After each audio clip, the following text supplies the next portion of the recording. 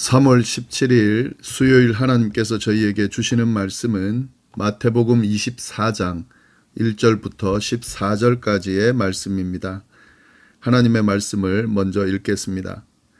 예수께서 성전에서 나와서 가실 때에 제자들이 성전 건물들을 가리켜 보이려고 나아오니 대답하여 이르시되 너희가 이 모든 것을 보지 못하느냐?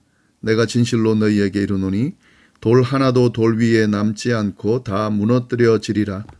예수께서 감람산 위에 앉으셨을 때에 제자들이 조용히 와서 이르되 우리에게 이르소서 어느 때에 이런 일이 있겠사오며 또 주의 임하심과 세상 끝에는 무슨 징조가 있사오리이까? 예수께서 대답하여 이르시되 너희가 사람의 미혹을 받지 않도록 주의하라. 많은 사람이 내 이름으로 와서 이르되 나는 그리스도라 하여 많은 사람을 미혹하리라. 난리와 난리 소문을 듣겠으나 너희는 삼가 두려워하지 말라. 이런 일이 있어야 하되 아직 끝은 아니니라. 민족이 민족을 나라가 나라를 대적하여 일어나겠고 곳곳에 기근과 지진이 있으리니 이 모든 것은 재난의 시작이니라. 그때에 사람들이 너희를 환난에 넘겨주겠으며 너희를 죽이리니 너희가 내 이름 때문에 모든 민족에게 미움을 받으리라. 그때에 많은 사람이 실족하게 되어 서로 잡아주고 서로 미워하겠으며 거짓 선지자가 많이 일어나 많은 사람을 미혹하겠으며 불법이 성함으로 많은 사람의 사랑이 식어지리라. 그러나 끝까지 견디는 자는 구원을 얻으리라.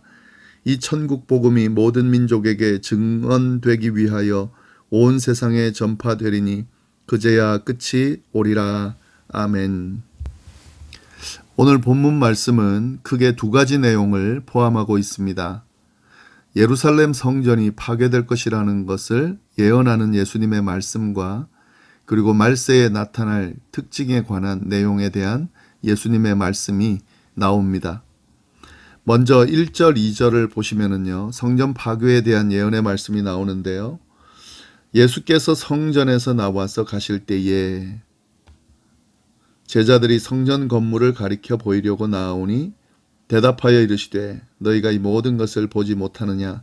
내가 진실로 너희에게 이르노니 돌 하나도 돌 위에 남지 않고 다 무너뜨려지리라. 이렇게 되어 있습니다.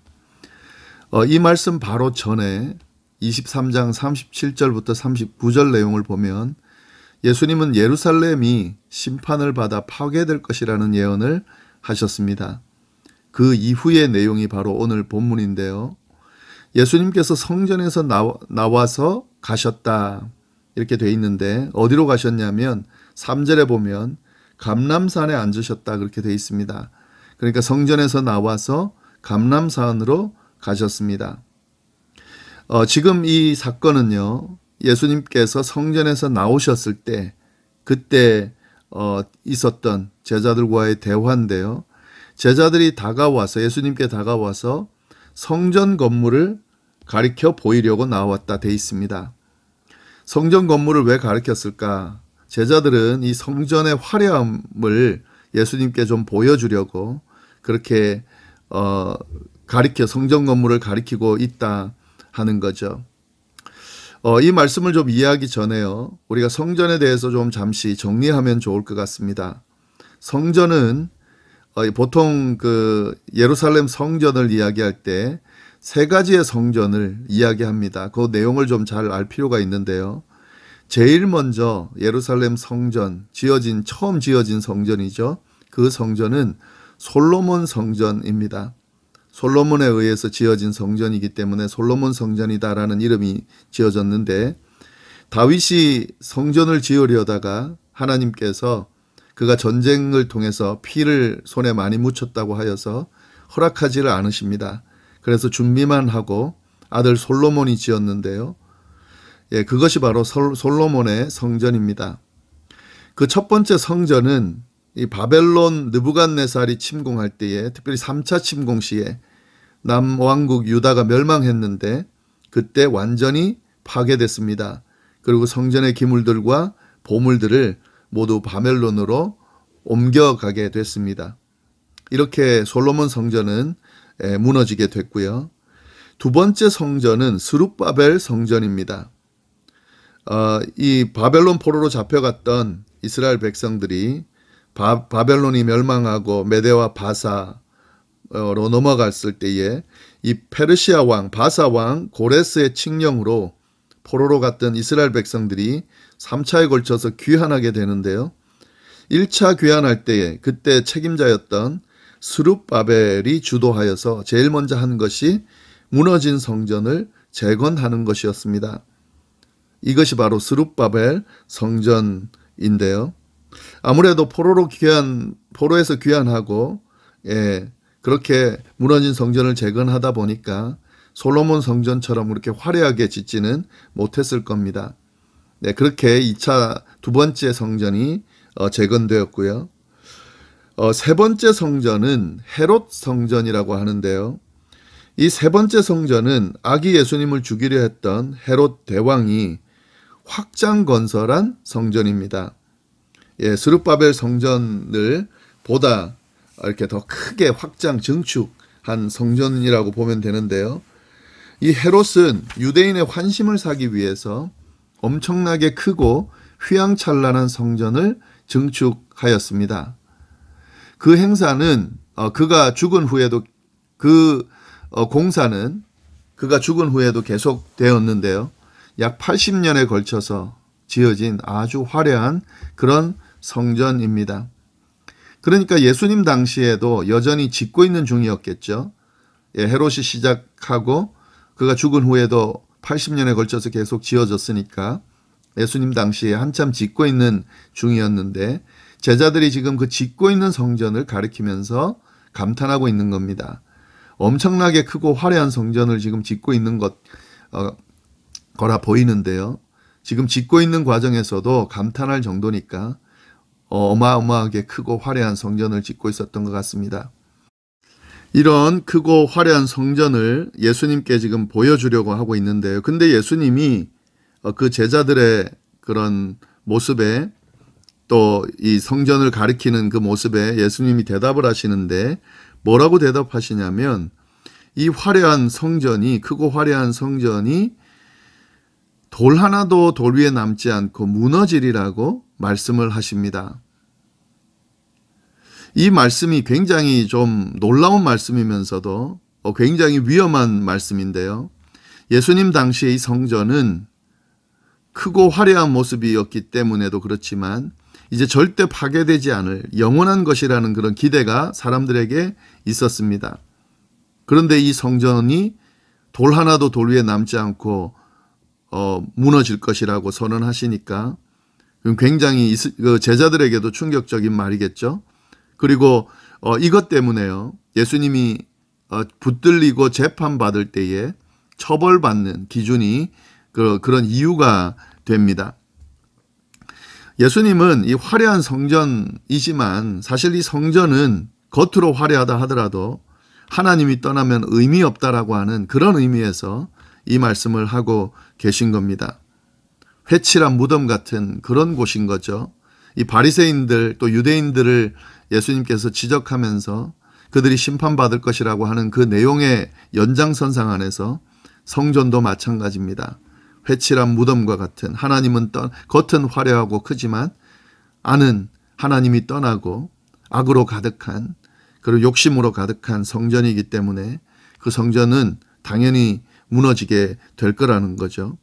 결국 이 예수님의 예언대로 AD 70년에 로마군에 의해서 완전히 이 성전이 정말 돌 하나도 돌 위에 남지 않고 파괴됩니다.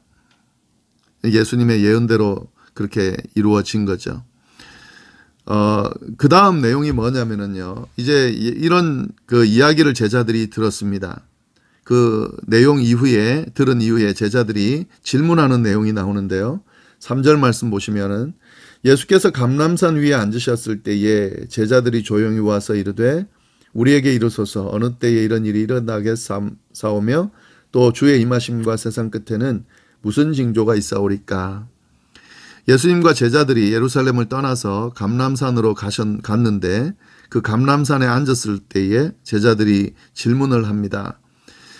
성전이 완전히 파괴될 것이라고 하는 그 예언의 말씀을 듣고 제자들은 아마 종말의 때가 올 것이라고 그렇게 생각을 했던 것 같아요. 그래서 이런 일이 언제 있는지를 물어봤습니다. 어느 때에 이런 일이 있겠습니까? 라고 물으면서 뭐라고 또 이어서 이야기하냐면 주의 임하심과 세상 끝에는 무슨 징조가 있겠습니까? 아마 제자들은 이 성전이 무너지는 것 자체가 주님의 재림과 종말의 시대와 연결해서 같은 맥락으로 이해하고 있었던 것 같은데요. 종말의 때가 언제 올 것입니까? 오겠습니까? 그리고 그때 일어날 징조는 뭡니까? 라고 질문을 합니다. 이들의 질문에 대해서 예수님께서 대답해 주시는데 4절부터 8절까지의 말씀을 보면 종말 때 일어날 그런 증상, 현상에 대해서 징조에 대해서 예수님께서 구체적으로 말씀해 주시는 내용이 나옵니다. 4절 보시면 예수께서 대답하여 이르시되 너희가 사람의 미혹을 받지 않도록 주의하라. 많은 사람이 내 이름으로 와서 이르되 나는 그리스도라 하여 많은 사람을 미혹하리라. 종말의 때에 나타날 증상, 첫 번째로 예수님 말씀하신 건 뭐냐면 사람의 미혹을 받지 않도록 주의하라고 하는 거죠. 사람의 미혹, 이 말은요, 거짓 그리스도인들이 나타날 것이다 라고 하는 말씀입니다. 종말의 때가 되면 거짓 그리스도인들이 나타날 것이고 그들의 미혹을 받지 않도록 경고하시는 말씀을 하고 있습니다. 정말로 이 성전이 파괴되기 전까지요, 메시아를 자처하는 그런 사람들이 정말 많이 나타났습니다. 그리고 그들의 특징이 뭐냐면 무리를 선동하는 거였습니다. 그래서 사람을 미혹해서 무리를 선동해서 정치적인 메시아로서의 역할을 하려고 했습니다. 예수님이 오셨을 때에 예수님을 자꾸 메시아로는 인정하지만 정치적으로 자기네들을 로마로부터 이렇게 구원해 줄 대상으로 생각하고 따랐는데요. 예수님은 그 길을 가지 않았죠. 십자가의 길을 갔습니다. 십자가를 통한 구원의 길을 걸어가셨는데 이 거짓 그리스도인들은 나타나서 메시아를 자처하는데 정치적인 메시아로서 역할을 하려고 했습니다. 그래서 자꾸 로마에 대적하려고 하는 그런 활동들을 했는데 이걸 로마가 가만히 두지 않겠죠. 그래서 로마가 예루살렘을 함락하는 이유가 바로 이 이유입니다. 유대인 메시아를 중심으로 자꾸 결집하고 로마를 대항하고 하니까 그에 대해서 로마가 징계하는 거죠. 그러면서 예루살렘을 완전히 함락시켜 버렸다 하는 거죠. 거짓 선지자가 나타난다. 이게 종말이 나타날 징조다 하는 겁니다. 그 다음에 나타날 징조는 6절 보시면은 난리와 난리 소문을 듣겠으나 너희는 삼가 두려워하지 말라. 이런 일이 있어야 하되 아직 끝은 아니니라. 여기서 난리는 전쟁을 의미합니다. 그리고 난리 소문은 전쟁에 대한 소문을 이야기하는데요. 종말의 때가 되면 전쟁에 대한 소문들이 전쟁이 일어나고 전쟁에 대한 소문이 팽배하게 될 거다라고 이야기를 하십니다. 그러나 두려워하지 말라 그러세요. 왜냐하면 이런 일이 있어야 하되 아직 끝은 아니니라. 종말의 때에 일어날 징조긴 하지만 이제 끝은 아닙니다. 그러니까 두려워할 건 아닌 거죠. 이제 지금 징조가 나타나는 거다. 7절 말씀 보면 이 전쟁에 대한 좀 더 구체적인 묘사들이 나오는데 민족이 민족을, 나라가 나라를 대적하여 일어난다. 이런 일이 일어난다는 거죠. 종말의 때는. 그리고 자연재해도 일어납니다. 곳곳에 기근과 지진이 일어날 것이다. 이런 것들이 종말의 때에 일어나는데 그런데 이 모든 것은 재난의 시작이니라. 종말의 때 일어나는 일들이긴 하지만 이것을 시작으로 종말의 때가 이제 정말 임한다 하는 거죠. 네, 이렇게 종말의 때가 시작이 되면 그 다음에 이제 어떤 일이 일어나냐면은요. 9절 그때에 그러한 일이 일어났을 때에 그런 징조들이 일어날 때에 재난이 시작될 때에 사람들이 너희를 환난에 넘겨주겠으며 너희를 죽이리니. 종말의 때에 일어난 현상 중에 하나가요. 징조 중에 하나가 하나님의 백성들 특별히 예수님의 제자들을 환난에 넘겨주고 죽이는 일이 일어난다 하는 거죠. 너희가 내 이름 때문에 모든 민족에게 미움을 받는다. 그리스도인들이 핍박을 받는 그런 일들이 일어난다 하는 거죠. 그때에 많은 사람이 실족하게 되어 서로 잡아주고 서로 미워하겠으며 거짓 선지자가 많이 일어나 많은 사람을 미혹하겠으며 불법이 성함으로 많은 사람의 사랑이 식어지리라. 종말의 때에 일어나는 모습들인 거죠. 외형적으로도 재난이 일어나고 그리고 내용적으로도 서로 미워하면서 서로 실족하게 하고 사랑이 식는 일들이 일어나고 그리고 예수님의 제자들을 미워하며 그리고 잡아서 죽이는 그런 일들이 일어난다. 이것이 종말의 때에 나타나는 증세다, 증상이다, 징조다 하는 겁니다. 그러나 끝까지 견디는 자는 구원을 얻으리라. 이런 종말의 때가 일어나지만 두려워할 것이 없다라고 하는 것과 그리고 이런 일이 일어날 때, 이런 핍박이 일어날 때에 끝까지 견뎌야만 한다. 그리고 끝까지 견디는 자는 구원을 얻는다라는 이 종말의 때에 종말에 관한 징조와 또 그에 관련되는 내용을 예수님께서 말씀해 주십니다. 그러면서 결론이에요. 이 종말의 때에 일어날 그 시기와 그 또 징조 이 모든 것들을 종합하는 말씀 14절 말씀인데요. 이 천국 복음이 모든 민족에게 증언되기 위하여 온 세상에 전파되리니 그제야 끝이 오리라. 예, 성경에 보면은 종말의 때가 언제 일어나는지 그리고 그 시기가 정확히 언젠지 나와 있지는 않습니다. 심지어 예수님도 자신도 그때는 모른다고 그 시기를 모른다고 말씀하셨습니다. 오직 그 시기는 하나님만이 아신다고 그렇게 말씀을 하셨어요. 그러나 정확하게 날짜는 모르지만은 우리가 추측해 볼 수 있는 것을 오늘 말씀을 하셨는데 종말의 때에는 이런 종말의 징조들이 나타날 거다 하는 거죠. 거짓 선지자들이 나타나고 전쟁이 일어나고 기근과 지진이 일어나고 그리고 예수님의 제자들 그리스도인들이 핍박을 막 받기 시작하고 사랑이 식고 하는 일들이 일어난다 하는 거죠. 그러나 이것은 재난의 시작이고 재난의 과정일 뿐입니다. 그러면 끝은 언젠가 천국 복음이 모든 민족에게 증언되기 위하여 온 세상에 전파되는 그때야 끝이 온다. 예수님이 말씀하고 계십니다. 이런 징조들을 쭉 보면은 사실 오늘날이야말로 정말 이런 종말의 과정 중에 있다. 이렇게 볼 수 있는데요. 물론 예수님 때부터 계속해서 그런 과정에 있었다라고 저희가 봐지는데 여기서 우리가 좀 말씀 안에서 확실하게 봐야 될 부분은 그 과정, 그때는 뭐 분명히 오겠죠. 그럼 그 과정 중에 우리가 어떤 자세를 취해야 되는지를 말씀이 잘 이야기해 주고 있습니다. 끝까지 견디는 자가 구원을 얻는다. 예, 그 종말의 때가 언제 임할지 모르지만 그러나 끝까지 믿음 지키고 끝까지 지키는 자들이 구원에 이를 것이라고 하는 건 명확하죠. 그리고 또 한 가지 더는 모든 민족에게 천국 복음이 증언되어 세상에 전파될 때가 오고 그때가 끝이라고 했으니까 우리는 끊임없이 온 세상에 복음을 증거하는 일을 멈추면 안 되겠죠. 그렇게 열심히 전하다 보면 분명히 심판의 때가 올 겁니다. 그 심판의 때가 우리에게는 사실 두렵고 그 무서운 시기가 아니라 하나님께서 우리를 구원하시는 또 영광의 자리에 앉는 시기이기 때문에 기대함으로 기다릴 수 있습니다. 그러나 하나님 앞에 부끄러운 모습으로 서지 않기 위하여 또 이 바리새인들과 같은 또 유대인들과 같은 그런 과정을 그런 전철을 밟지 않기 위하여 우리의 모습을 끊임없이 돌아보고 하나님께 우리의 모습 회칠한 무덤 같지 않은 속을 늘 정결하게 하고 삶을 통해서 겉과 속이 똑같은 그런 그리스도인의 삶을 우리가 살아가야 하겠다 하는 것을 오늘 말씀을 통해 깨달을 수 있습니다.